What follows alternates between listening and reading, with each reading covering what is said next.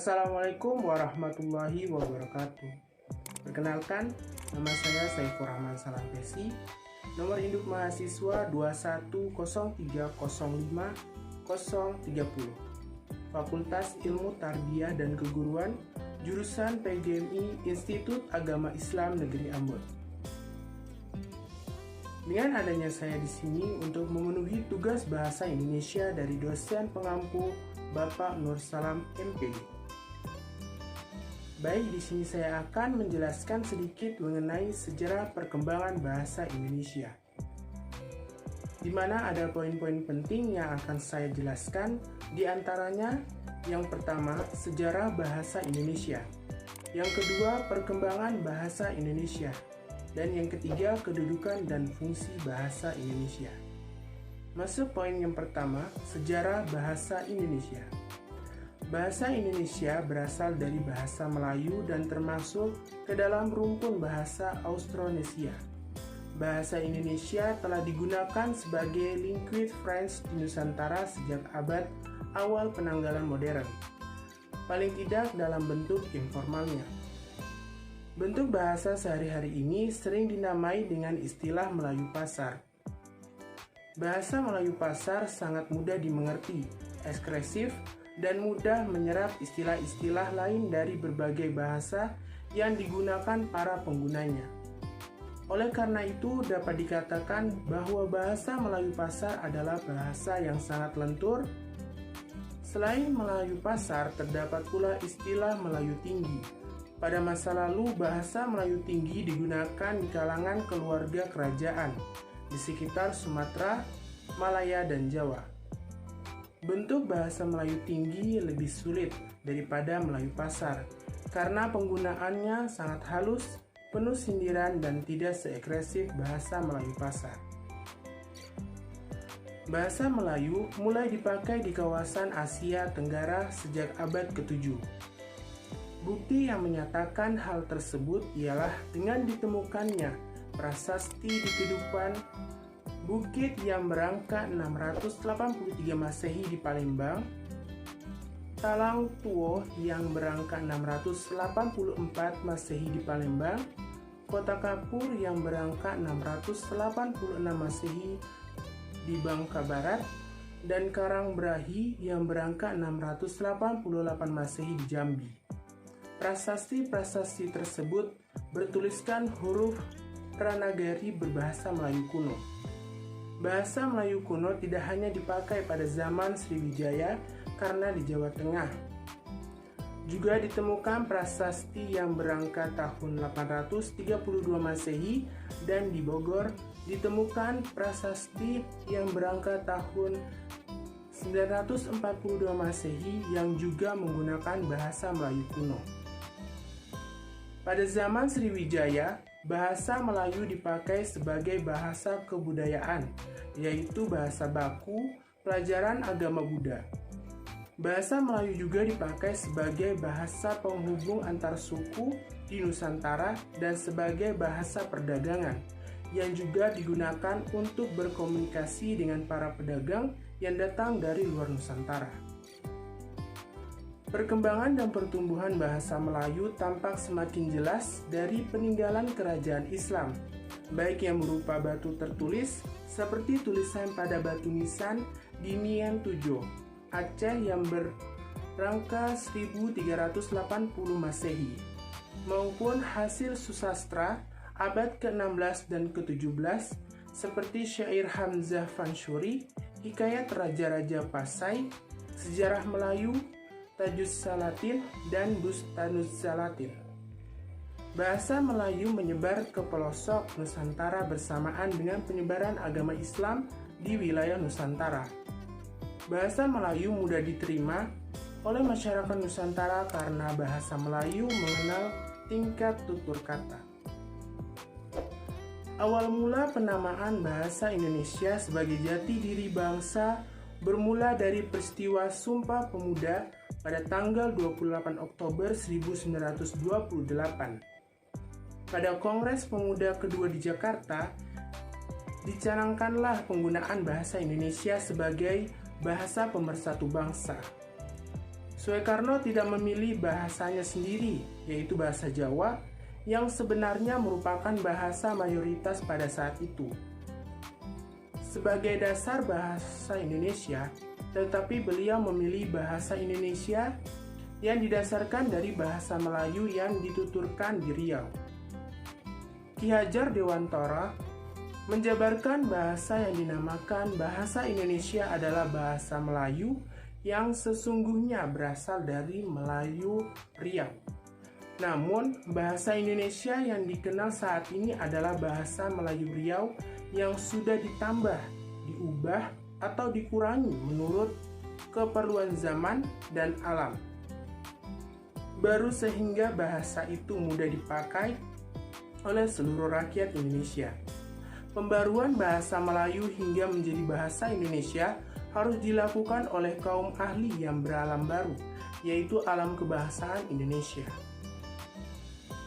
Kita masuk ke poin yang kedua, yaitu perkembangan bahasa Indonesia. Beberapa peristiwa penting berkaitan dengan perkembangan bahasa Indonesia. Pada tahun 1901, ejaan resmi bahasa Melayu disusun oleh C.H. Van Ophuijsen yang dimuat dalam Kitab Logat Melayu. Pada tanggal 28 Oktober 1928, peristiwa Sumpah Pemuda merupakan penentu dalam perkembangan bahasa Indonesia, karena pada peristiwa itu, pemuda Indonesia memancangkan tongkat yang kukuh pada perjalanan bahasa Indonesia. Momen yang paling melalui salah satu butir sumpah yang mereka ucapkan, yaitu kami putra-putri Indonesia mengaku berbahasa satu, bahasa Indonesia. Pada tanggal 19 Maret 1947, penggunaan ejaan Republik atau ejaan Swewandi sebagai pengganti ejaan Van Ophuijsen yang berlaku sebelumnya. Pada tanggal 16 Agustus 1972, Presiden kedua Republik Indonesia Soeharto meresmikan penggunaan ejaan bahasa Indonesia yang disempurnakan atau disingkat menjadi EYD melalui pidato kenegaraan dan dikuatkan dengan keputusan Presiden nomor 57 tahun 1972.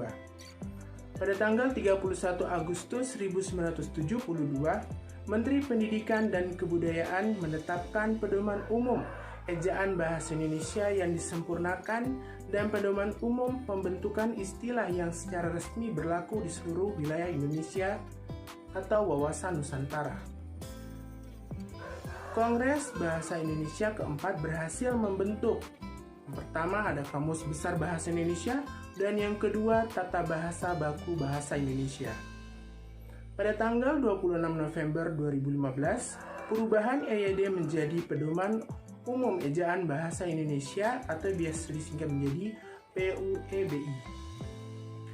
Poin yang ketiga atau yang terakhir adalah kedudukan dan fungsi bahasa Indonesia.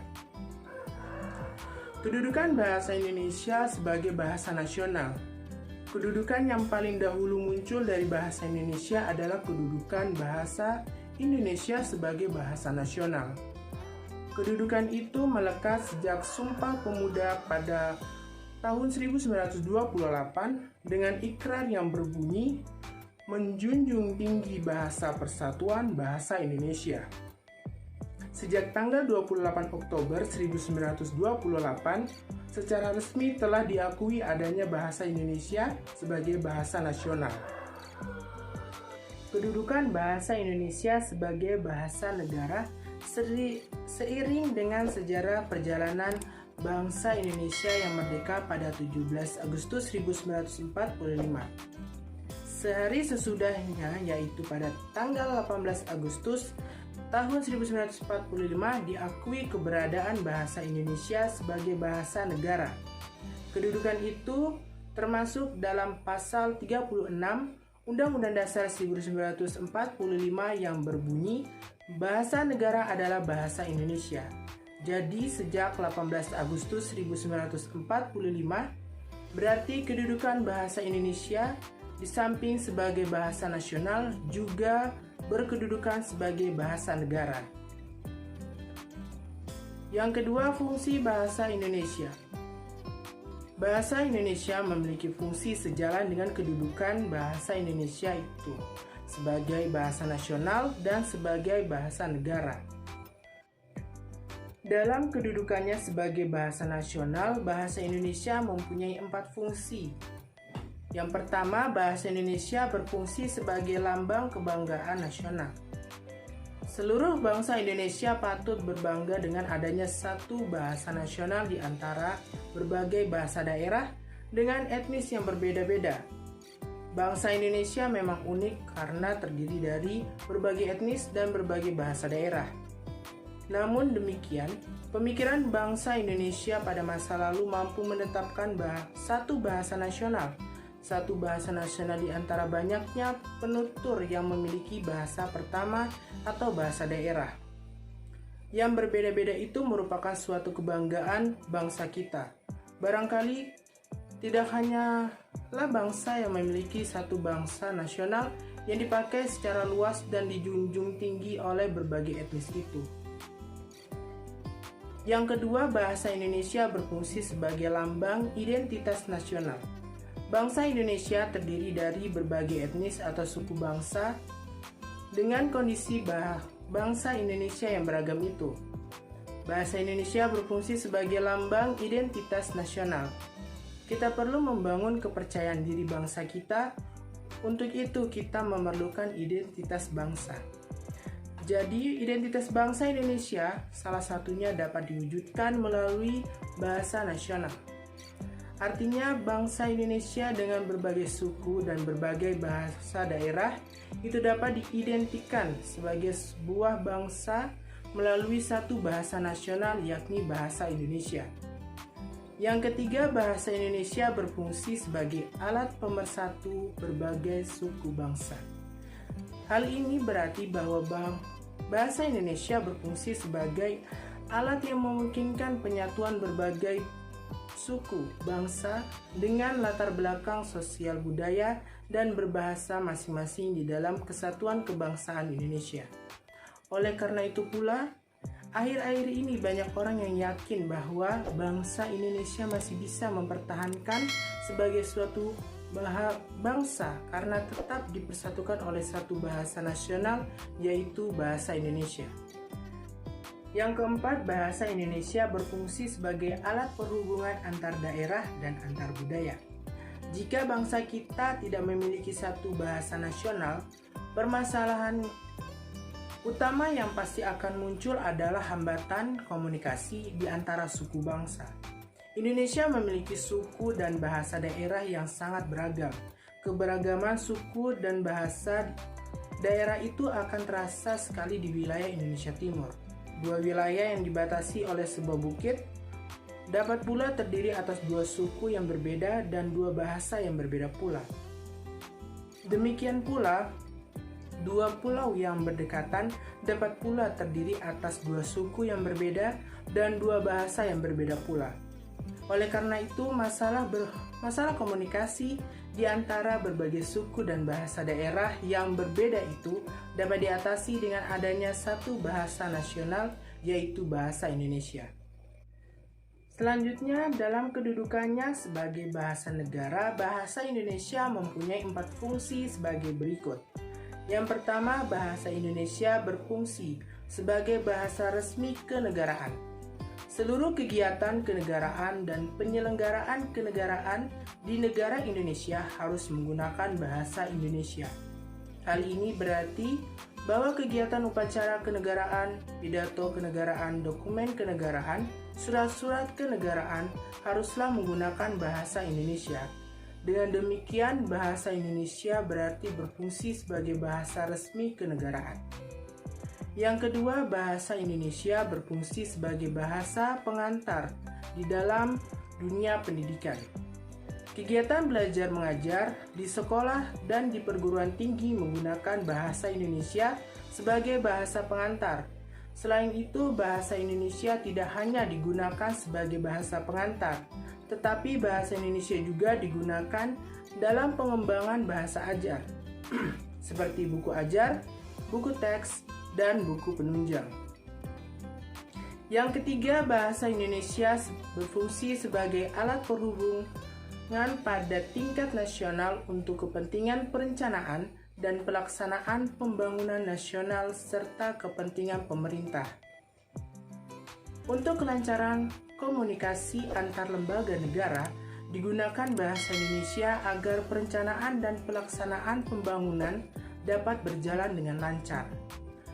Yang keempat, bahasa Indonesia berfungsi sebagai alat pengembangan kebudayaan, ilmu pengetahuan, dan teknologi. Indonesia kaya dengan berbagai kebudayaan, sejalan dengan kayanya suku bangsa di Indonesia. Kebudayaan-kebudayaan tersebut perlu dikembangkan dan dikomunikasikan kepada berbagai suku bangsa di Indonesia. Untuk itu, bahasa Indonesia berfungsi sebagai alat pengembangan kebudayaan. Selain itu, bahasa Indonesia juga digunakan untuk mengembangkan ilmu pengetahuan dan teknologi ke seluruh rakyat Indonesia. Mungkin itu saja yang dapat saya sampaikan. Kurang dan lebihnya saya mohon maaf. Billahi taufiq wal hidayah. Wassalamualaikum warahmatullahi wabarakatuh.